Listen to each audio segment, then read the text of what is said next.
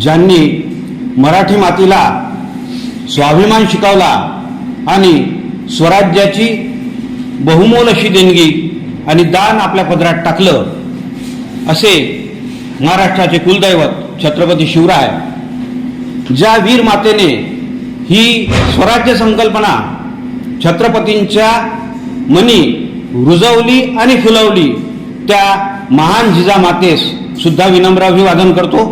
आणि ज्यांच्या कार्याचा गौरव करण्यासाठी आज आपण इथे एकत्र आलेलो आहोत, असे भारताचे पहिले कृषी मंत्री, शिक्षण तज्ज्ञ, समाज सुधारक डॉक्टर पंजाबराव उपाख्य भाऊसाहेब देशमुख यांच्या पावन स्मृतींना विनम्र अभिवादन करतो। व्यासपीठावर उपस्थित आजच्या कार्यक्रमाचे अध्यक्ष प्राध्यापक डॉक्टर मेश्राम सर, आपल्या महाविद्यालयाचे प्राचार्य ज्यांनी आम्हाला ही अनुमती दिली, आणि इतर उपस्थित आपल्या महाविद्यालयाचे प्राध्यापक वर्ग आणि माझ्या लाडक्या विद्यार्थ्यांना, या चरित्र चिंतनाचा धांडोळा घेत असताना विद्यार्थ्यांपर्यंत चांगले विचार पोहोचले पाहिजे, त्यातून त्यांनी प्रेरणा घेऊन स्वतःच्या व्यक्तित्वास आकार दिला पाहिजे आणि आपलं एक सुजाण नागरिक म्हणून आपली प्रतिमा, आपलं भविष्य निर्माण केलं पाहिजे। यासाठी या महान मानवांच्या पुण्यतिथ्या किंवा जयंत्या आपण साजऱ्या करीत असतो। मित्र, भारतीय इतिहासात धर्म, समाज, शिक्षण आणि कृषी अशा जीवनलक्षी आणि समाजकेंद्री क्षेत्रांमध्ये बहुमोल काम करणाऱ्या सुधारकांमध्ये डॉक्टर पंजाबराव देशमुख यांचं नाव अग्रक्रमाने घ्यावं लागेल, कारण तो एक इतिहास आहे। तत्कालीन आणि समकालीन समस्त सुधारकांनी आपल्या जगण्यावर उपकार करून ठेवले आहेत, आपल्या सामाजिक प्रतिष्ठेला जोपासला आहे आणि सगळ्या सुविधा आपल्यापर्यंत कशा पोहोचतील याविषयी आपलं संपूर्ण आयुष्य पणाला लावलेलं आहे। आणि याची जाणीव तुम्हाला व्हावी यासाठी या कार्यक्रमाचं आयोजन आहे। मित्रहो, भाऊसाहेबांचा जन्म, डॉक्टर पंजाबराव देशमुख यांचा जन्म 27 डिसेंबर 1898 मध्ये पापड या लहानशा गावात झाला। ते अमरावती जिल्ह्यात एक लहानसं खेडं आहे। घराणं बऱ्यापैकी सधन होतं आणि त्या काळी शेती हाच प्रमुख व्यवसाय होता। त्यामुळे शेतकरी घराण्यातून आलेले पंजाबराव प्राथमिक शिक्षण पापड आणि कारंजा लाड, जे आता वाशिम जिल्ह्यात आहे, या ठिकाणी घेतल्यानंतर अमरावती येथे हिंदू हायस्कूलमध्ये त्यांनी 1915 साली आपली मॅट्रिकची परीक्षा उत्तीर्ण केली आणि अशा मार्कांनी उत्तीर्ण केली की त्यांना त्यावेळी जो बेरार प्रांत होता, मध्य प्रांत, वऱ्हाडचा मध्य प्रांत होता, म्हणजे मध्य प्रदेश आणि महाराष्ट्राचा जो संयुक्त भाग होता, त्या भागातून अनेक शिष्यवृत्त्या मिळवल्या। त्यानंतर भाऊसाहेब 1918 साली पुण्याच्या फर्ग्युसन कॉलेजमध्ये उच्च शिक्षणासाठी गेले। तेथे शिक्षण घेतल्यानंतर त्यांच्या मनी समाज ऋणाची भावना जागृत होत होती, कारण काही व्यक्तींचा विकास आणि त्यांचा पिंड असा घडलेला असतो की आपण वैयक्तिक सुखापेक्षा किंवा वैयक्तिक उत्कर्षासोबतच या समाजाचं भलं कसं करू शकू, याविषयी त्यांच्या ज्या जाणीवा होता, त्या जाणीवेंना पुण्याच्या महाविद्यालयात असताना प्रगल्भतेचे पंख फुटले आणि मग थेट त्यांनी भरारी घेतली ती इंग्लंडमध्ये। भाऊसाहेब उच्च शिक्षणासाठी 1920 साली इंग्लंडला गेले। तिथे एडिनबरो विद्यापीठात MA संस्कृत, त्यानंतर बार ॲट लॉ आणि DPhil डॉक्टर ऑफ फिलॉसॉफी ही पदवी त्यांनी तिथे मिळवली। अतिशय हाल अपेष्टा सहन करून तेथील वातावरणाशी आणि संस्कृतीशी मिळवून जुळवून घेऊन आणि अतिशय श्रमपूर्वक सातत्याने कष्ट करून भाऊसाहेब उच्च विद्याविभूषित झाले। त्यांच्या DPhilचा विषय होता वैदिक वाङ्मयात धर्माचा उद्गम आणि विकास. त्या संपूर्ण प्रबंधात त्यांनी धर्म कसा उदयास आला आणि तो कसा त्याचा विकास होत गेला याविषयीचा संपूर्ण लेखाजोखा मांडलेला आहे. तो बोजड ग्रंथ भाऊसाहेबांनी या पद्धतीने लिहिला आहे की भल्या भल्या प्रकांड पंडितांच्या पचनी सुद्धा पडण्यासारखा तो नाही. आपण सर्वांनी, विशेषतः प्राध्यापक वर्गाला मी विनंती करेन की त्याचं जे तो मूळ प्रबंध इंग्लिशमध्ये आहे आणि त्याचं जे भाषांतर आहे डॉक्टर अयाचित कुलगुरू होऊन गेले, त्यांनी त्याचं मराठी भाषांतर केलं आहे, तर त्या भाषांतराचं अवलोकन करावं, त्याचं चिंतन करावं अशी माझी समस्त प्राध्यापकांना विनंती राहील. कारण त्यात माणसाच्या उत्क्रांतीपासून ते धर्माच्या उदयापर्यंत आणि धर्माच्या उदयापासून तर धर्म कसा कसा कलुषित होत गेला, त्याचं मूळ स्वरूप कसं कसं बदलत गेलं आणि तो विशिष्ट जाती धर्माच्या किंवा विशिष्ट लोकांच्या कार्यात कसा फसला आणि त्यातून पुढे श्रद्धा ह्या अंधश्रद्धा कशा होत गेला याविषयीचा संपूर्ण धांडोळा घेतलेला आहे. त्यानंतर इंग्लंडमध्ये असताना भाऊसाहेबांच्या मनी स्वतः विद्या विभूषित असूनही या समाजाच्या उत्तरदायित्वाविषयी अतिशय प्रबळ अशा भावना होत्या. मी शिकलो, मी मोठा झालो, मी गडगंज संपत्ती कमावू शकलो तरीही मी या समाजाचं काहीतरी देणं लागतो आणि आपल्या भारतातले त्या काळचे जे मूलभूत प्रश्न होते ते प्रामुख्याने शिक्षण आणि समाजात असलेला भेदाभेद, अस्पृश्यता आणि कृषीवर म्हणजे कृषी आणि शेतकरी, शेती आणि शेतकरी यांचा प्रश्न हा त्यांचा अत्यंत जिव्हाळ्याचा विषय.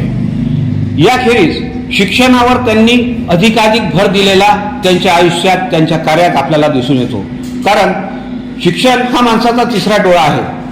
शिकल्याने आपण सुशिक्षितच नव्हे तर सुसंस्कृत होतो. चांगल्या वाईटाची जाण आपल्या मनी निर्माण होते आणि मग त्यातून आपलं व्यक्तित्व फुलत जाते, आपलं आयुष्य आकारास येते. आणि त्यामुळे शिक्षण हे वंचिताच्या झोपडीपर्यंत, कष्टकऱ्यांच्या घरापर्यंत आणि बहुजनांच्या दारापर्यंत पोहोचविण्यासाठी शिक्षण, एका खांद्यावर शिक्षण आणि दुसऱ्या खांद्यावर कृषीवलांच्या उत्कर्षाची पालखी घेऊन हा माणूस आयुष्यभर झटला आणि आपल्यासाठी मूल्यवान, आपल्या समाजासाठी बहुमोल असं काम करून ठेवलं. कारण शिक्षण ज्यावेळी सामान्य माणसासाठी फार कठीण अशी बाब होती, विशिष्ट लोकांचाच शिक्षणावर अधिकार होता. अनेक प्रसंग या समस्त समकालीन महामानवांच्या आयुष्यात आलेले आपल्याला दिसून येतात. म्हणजे शिक्षणाअभावी फुल्यांनी सुद्धा म्हणून ठेवलं आहे की विद्येविना मती गेली. आणि त्या उक्तीनुसार शिक्षणाचं महत्त्व अधोरेखित करणारे आणि त्याला चालना देणारे अनेक साक्षर, निरक्षर आणि सुशिक्षित लोक सुद्धा या कार्यात आपलं संपूर्ण जीवन वेचण्यासाठी बद्ध होते आणि त्याचमुळे त्यांच्या कार्याचा गौरव करणं हे अगत्याचं आहे आणि आपलं कर्तव्य सुद्धा आहे. मित्रहो, आज आपण पाहिलं तर महाराष्ट्रात सावित्रीबाई फुलेंचं नाव पुणे विद्यापीठाला आहे. त्या काही फार सुशिक्षित नव्हत्या, परंतु अतिशय कष्ट करून मुलींच्या शिक्षणाची कवाडे त्यांनी आपल्यासाठी उघडी केली. बहिणाबाई चौधरी यांचा पिंडच जणू दैवी वाणीने असा काही घडला होता की निरक्षर असूनही अतिशय आपसूकपणे आणि आंतरिक उमाळ्याने त्यांनी ज्या ओव्या, त्यांनी ज्या रचना लिहून ठेवल्या आहेत त्यावर आज कितीतरी सुशिक्षित लोक आचार्य पदवी मिळवत आहेत. गाडगे महाराजांसारखा निरक्षर माणूस ज्याला लिहिता वाचता येत नाही, त्याचं नाव अमरावती विद्यापीठाला दिलं गेलं आहे. त्यांच्या कार्यावर सुद्धा संशोधन करणारे आज कित्येक प्राध्यापक असतील. परंतु मग या लोकांमध्ये असं काय होतं की त्यांची आपल्या जनमानसावर, आपल्या मनावर आणि समस्त सुशिक्षितांवर इतकी जबरदस्त पकड आहे? तर त्यामागे होते त्यांच्या श्रमातील सातत्य, त्यांची साधी राहणी, उच्च विचार आणि परोपकाराची, सौजन्यशीलतेची, सहिष्णुतेची अतिशय टोकाची भावना, ज्या भावनेमुळे गाडगेबाबांना रसरशीत आणि दैवीवाणी प्राप्त होती. बहिणाबाईंना उपजत काव्य स्फुरत होतं आणि भाऊसाहेबांसारखा सुशिक्षित माणूस समकालीन असताना सुद्धा त्या समस्त सुधारकांच्या खांद्याला खांदा लावून आणि त्यांच्यासोबत उभे राहून आपल्या समाजाचं भलं करू शकलो पाहिजे, आपल्या शेतकऱ्यांचा विकास झाला पाहिजे, आपल्या बहुजनांची 18 पगड जातीची लेकरं शिकून मोठी झाली पाहिजेत, याचा ध्यास घेऊन आयुष्यभर झटले. सुधारणा करताना भाऊसाहेबांनी सर्वप्रथम जी सुरुवात केली सुधारणेची ती स्वतःपासून केली. उच्च विद्या विभूषित होऊन इंग्लंडहून आलेला माणूस काही काळ शिवाजी शाळेत निर्वेतनी शिक्षक म्हणून कार्य करतो. ते यासाठी की आपण विद्यार्थ्यांना काहीतरी देऊ शकलो पाहिजे, आपण हा समाज घडवू शकलो पाहिजे, आपली लेकरं शिकून मोठी झाली पाहिजेत, ही प्रचंड तळमळ त्यांच्या मनी होती. त्यानंतर आपल्या कृतीतून आपले विचार जगासमोर मांडण्यासाठी, म्हणजे नुसतं पोपटपंची करून किंवा बोलून ते थांबले नाहीत, तर आपल्या आचरणात सुद्धा त्यांनी त्या सगळ्या गोष्टी उतरविल्या. भाऊसाहेबांचा सर्वात पहिले इंग्लंडवरून आल्यानंतर त्यांनी 1927 साली शेतकरी संघाची स्थापना केली. सर्व जाती धर्माचे शेतकरी कृषीबलांसाठी ज्या ज्या सोयी सुविधा पुरवता येतील, ज्या ज्या सोयी निर्माण करता येतील आणि सहकार तत्वावर शेतकऱ्यांचं उन्नयन कसं करता येईल याविषयी ते दक्ष होते आणि सर्वप्रथम त्यांनी 1927 पासून आपल्या समाजकारणाला सुरुवात केली. त्यानंतर समाजकार्यात सक्रियपणे सहभागी असतानाच त्यांनी त्याच वर्षी अंबादेवीस प्रवेशाचा सत्याग्रह अमरावती येथे केला. त्याच वर्षी नाशिकला काळाराम मंदिराचा सत्याग्रह सुद्धा पार पडला आणि महाड कोकणात चवदार तळ्याचा सत्याग्रह पार पडला. ते वर्ष त्या 3 सत्याग्रहांनी महाराष्ट्रभर गाजलेलं आपल्याला दिसून येईल. अस्पृश्यांना मंदिर खुलं व्हावं यामागे प्रत्येकाचे हक्क अबाधित असावे, प्रत्येकाला समान न्याय मिळावा, समाजात समता, बंधुता, एकता, एकोपा वाढीस लागावा आणि माणसाला माणूस म्हणून जगण्याचा अधिकार प्राप्त व्हावा, या दृष्टीने तो सत्याग्रह भाऊसाहेबांनी केल्याचे आपल्याला दिसून येते आणि इथूनच त्यांच्या समाजकार्याची खरी सुरुवात म्हणता येईल. आणि आपल्या विचारांशी सुसंगत अशी कृती जेव्हा एखादा व्यक्ती करतो तेव्हाच त्याची पावले वंदली जातात. कारण की वाचाळवीर आज बहुत आहेत, परंतु आपल्या आचरणातून आपलं वक्तृत्व सिद्ध करणाऱ्यांची कमतरता आहे. तर या गोष्टीवर भर देताना भाऊसाहेबांनी 1927 मध्ये जेव्हा त्यांचा विवाह पार पडला तेव्हा सोनार जातीच्या मुलीशी त्यांचा विवाह मुंबई येथे अगदी साध्या पद्धतीने पार पडला. जातीभेदाला फटा देण्याचा, आंतरधर्मीय विवाह करण्याचा आणि सर्व जाती धर्म एकाच पातळीवर आणण्याचा हा त्यांचा एक उत्कृष्ट असा प्रयत्न होता, जो त्यांनी प्रथम आचरला आणि नंतर आपल्याला सांगितला. सत्यशोधक पद्धतीने त्या ठिकाणी तो विवाह पार पडला. फार काही असे महागडे सोपस्कार त्या विवाहात नव्हते आणि जेव्हा दुसऱ्या दिवशी तिसऱ्या दिवशी अमरावती येथे त्यांच्या लग्नाचं रिसेप्शन झालं, मित्रहो, त्या रिसेप्शनमध्ये 4 मेहतर जातीच्या मुलांनी वाढपी म्हणून काम केलं. समाजातला भेदाभेद, समाजातला विटाळ आपल्या स्वतःच्या कृतीने कसा नष्ट करता येईल, त्याचा आदर्श जगासमोर कसा मांडता येईल, याचं मूर्तिमंत उदाहरण म्हणजे भाऊसाहेब होत. आणि 1930 साली त्यांचे वडील शामराव बापू यांचं जेव्हा निधन झालं तेव्हासुद्धा त्यांनी अस्पृश्यता, भेदाभेद नष्ट करण्यासाठी 11 महार जातीच्या मुलांना पितर म्हणून बसवलं.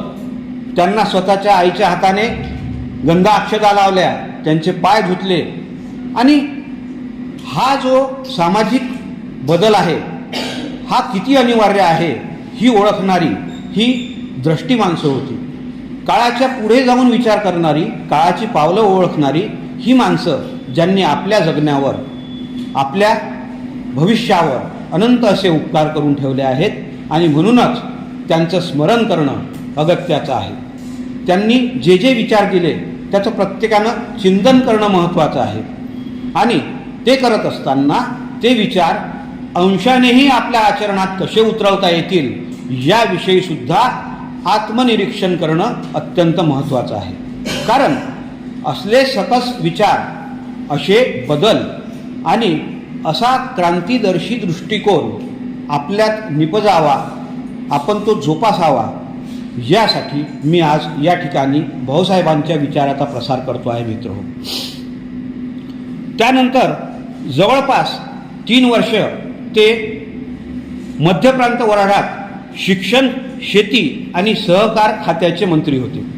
त्या काळात विशेषतः शिक्षणासाठी आणि कृषीवलांसाठी त्यांनी काही कलमं तयार केली आणि त्या कलमाअंतर्गत शिक्षण हे सक्तीचं केलं, शिक्षण हे मोफत असलं पाहिजे, शेतकऱ्यांच्या मुलांसाठी विशेष शिष्यवृत्ती किंवा विशेष सोयीसवलती असल्या पाहिजे, याविषयी सुद्धा त्यांनी अतिशय बहुमोल असं सामाजिक कार्य केलेलं आपल्याला दिसून येते. 1932 साली सामान्य बहुजनांच्या, कष्टकऱ्यांच्या लेकरांपर्यंत शिक्षणाची गंगा पोहोचावी यासाठी त्यांनी श्री शिवाजी शिक्षण संस्था अमरावती येथे या शिक्षण संस्थेची स्थापना केली. महाराष्ट्रातली आजच्या घडीला 2ऱ्या क्रमांकाची सर्वात मोठी संस्था आहे.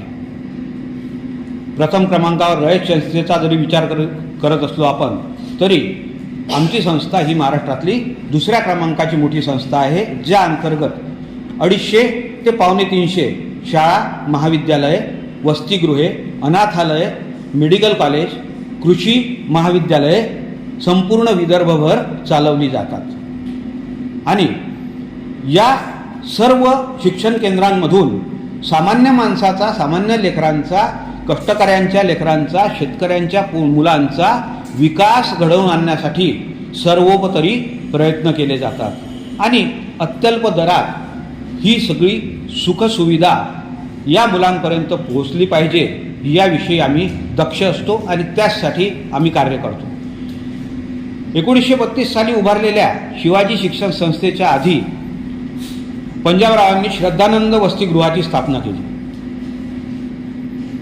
ते वसतिगृह मिलिटरीच्या ज्या बराकी होत्या त्यात चालायचं आणि सर्व जाती धर्माची परंतु आर्थिकदृष्ट्या कमकुवत असणारी 18 पगड जातीची मुलं तिथे शिकत असत. त्यांची तिथे राहण्याची सोय होती, तिथे त्यांची शिक्षणाची सोय होती आणि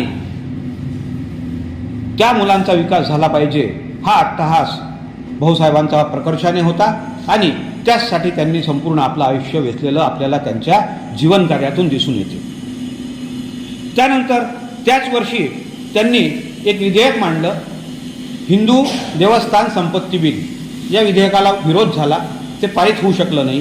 त्या अंतर्गत भाऊसाहेबांचे विचार होते की मंदिरांमध्ये आणि देवी देवतांची जी केंद्रे आहेत, मठ आहेत, मोठी मोठी संस्थानं आहेत, या अंतर्गत असणारी संपत्ती समाजाच्या शिक्षणासाठी आणि आरोग्यासाठी खर्ची व्हावी. त्यावर त्या विश्वस्त मंडळाचा जरी अधिकार असला तरी ती संपत्ती शिक्षणासाठी जर उपयोगी पडत असेल तर जे माणसातलं देवत्व आहे ते एका अर्थानं आपण शोधण्याचा प्रयत्न करू आणि मानवसेवेची अपूर्व अशी कल्पना त्यांनी या देवस्थान संपत्ती बिलातून मांडली. परंतु त्याला प्रखर विरोध झाला आणि ते बिल पारित होऊ शकलं नाही. अन्यथा आज आपल्याला अनेक मंदिरातून असलेली गडगंज संपत्ती जी दिसून येते, जिचे आकडेसुद्धा आपल्या आकलनाबाहेर आहेत, त्या संपत्तीवर असणारा जो अधिकार आहे तो अधिकार जर शासनाचा असता, समाजाचा असता तर निश्चितच त्यातून समाजाचं भलं झालं असतं. असा दुरोगामी आणि कालातीत विचार करणारे भाऊसाहेब हे खरोखर या समाजात एक महर्षी म्हणून एक उत्तम शिक्षण तज्ज्ञ म्हणून, एक कृषीवलांसाठी धडपडणारा नेता म्हणून आणि सगळ्यात महत्त्वाचं समाज सुधारणेची पताका खांद्यावर घेऊन आपल्यासाठी कष्ट करणारा होता असं आपल्याला प्रकर्षाने आढळून येते. त्यानंतर 1932 साली त्यांनी कर्ज लवाद बिल आणलं. कर्ज लवाद बिलाअंतर्गत सावकाराच्या घशात गेलेली शेकडो एकर जमीन त्यांनी वाचवली. सावकारकीमुळे ज्या शेतकऱ्यांच्या जमिनी गहाण होत्या आणि कुळात ज्या फसून त्यांच्यापासून त्या हिरावल्या गेल्या असता, त्यांचा जो काही मोबदला आहे त्या मोबदल्याचे टप्पे पाडून त्यात काही सूट घेऊन आणि कशाही प्रकारे सावकाराकडून ती जमीन शेतकऱ्यापर्यंत कशी आणता येईल याविषयीच्या तरतुदी भाऊसाहेबांनी कर्ज लवाद बिलात मांडल्या होत्या. आणि त्याचंच यश म्हणून बऱ्याचशा त्या काळच्या सामान्य शेतकऱ्याच्या जमिनी सावकारकीच्या पाशातून सुटू शकल्या. त्यानंतर संविधान समितीमध्ये सुद्धा त्यांचा सक्रिय असा सहभाग होता. मसुदा समिती जो संविधानाचा आराखडा होता त्याचं जे प्रारूप होतं त्या मसुदा समितीचे अध्यक्ष डॉक्टर बाबासाहेब आंबेडकर आणि डॉक्टर आंबेडकर हे जरी अध्यक्ष असले तरी त्यात प्रमुख सदस्य म्हणून भाऊसाहेबांचं नाव आपल्याला ठळकपणे दिसून येईल. 500च्या वर दुरुस्त्या त्यांनी सुचवल्या. 250च्या वर जे डिबेट होते त्या डिबेटमध्ये सक्रिय सहभाग नोंदवला आणि त्याच संविधानात तरतूद केली आरक्षणाबाबत की जे कुणबी आहेत त्यांना ओबीसीचा लाभ मिळावा. जे मराठा आहेत त्यांनी कुणबी प्रवर्गात आपली नोंद करून घ्या आणि ओबीसी या प्रवर्गाचा लाभ घ्या. बऱ्याचशा ठिकाणी महाराष्ट्रात या गोष्टीवर विचार केला गेला, नेत्यांनी पाठपुरावा केला आणि हा लाभ आपल्याला बऱ्याच ठिकाणी दिसून आला. परंतु मराठवाड्याच्या काही भागात हा जो मराठा आरक्षणाचा प्रश्न पेटला होता याची गरज पडली नसती मित्र हो, जर भाऊसाहेबांचं म्हणणं तेथील नेत्यांनी त्या काळी ऐकलं असतं तर. हा काळाच्या पुढचा विचार भाऊसाहेबांनी संविधानात तरतूद करून संविधानात मांडून आपल्या जगण्यावर उपकार करून ठेवले आहेत. आपल्यासाठी बहुमोल भरीव आणि अलौकिक असं काम करून ठेवलं आहे. 1952 ते स्वतंत्र भारताचे पहिले कृषी मंत्री झाले आणि 1957 साली जेव्हा ते दुसऱ्यांदा कृषी मंत्री झाले तेव्हा त्यांनी दिल्ली येथे 92 दिवस चाललेलं जागतिक कृषी प्रदर्शन उभं केलं.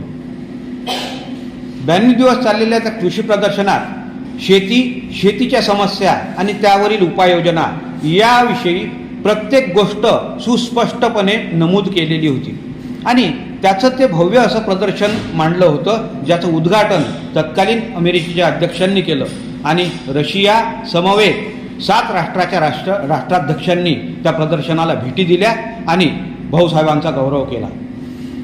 हेतू हाच होता की शेतकऱ्यापर्यंत जागतिक पातळीवरचं हे शेतीविषयीचं तंत्रज्ञान पोहोचलं पाहिजे. तांदूळाच्या ज्या जाती आहेत त्या त्यांनी बऱ्याच जाती आपल्या इकडे आणल्या. जपानी भातशेतीचा प्रयोग आपल्या इथे केला, जेणेकरून अन्नधान्याचा तुटवडा भविष्यात भासू नये.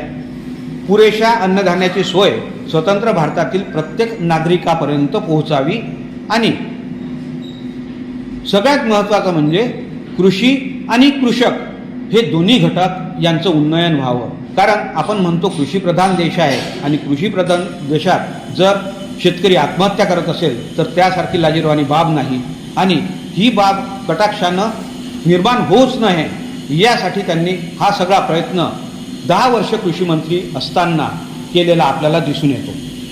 त्यानंतर 55 साली भारत कृषक समाजाची स्थापना केली आणि अशा रीतीनं शिक्षण, कृषी, समाज सुधारणा आणि संविधानातील बहुमोल असं त्यांचं कार्य अशा 4 टप्प्यात विभागलेलं त्यांचं संपूर्ण जीवनचरित्र मी आपल्यासमोर उलगडण्याचा प्रयत्न केला.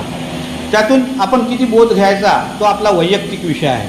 परंतु मित्र हो, समाज सुधारण्याच्या दृष्टीने जे सुधारक होऊन गेले, जे अग्रणी होऊन गेले त्यांचं स्मरण करणं अत्यंत महत्त्वाचं आहे. कारण त्याचमुळे तुम्ही उद्याचे या देशाचे सुजाण नागरिक म्हणून घडाल, सुजाण नागरिक म्हणून उदयास याल, तुमचा व्यक्तिमत्व विकास होईल आणि या देशाचा खऱ्या अर्थानं उत्कर्ष झाल्याशिवाय राहणार नाही, असं माझं ठाम मत आहे.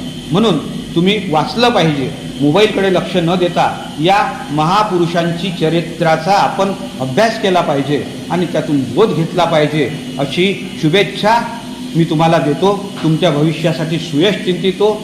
आयोजकांनी आमच्या या विनंतीला मान देऊन आपल्या महाविद्यालयात या व्याख्यानाचं आयोजन करण्याची जी संधी आम्हाला उपलब्ध करून दिली, त्याबद्दल मी माझ्या महाविद्यालयाच्या वतीनं, संस्थेच्या वतीनं आपल्या जिजामाता महाविद्यालयाच्या प्रशासन व्यवस्थेचे, प्राचार्यांचे आणि मेश्राम सरांचे, पाटोळे सरांचे पुनश्च एकदा आभार मानतो आणि थांबतो. जय हिंद, जय महाराष्ट्र.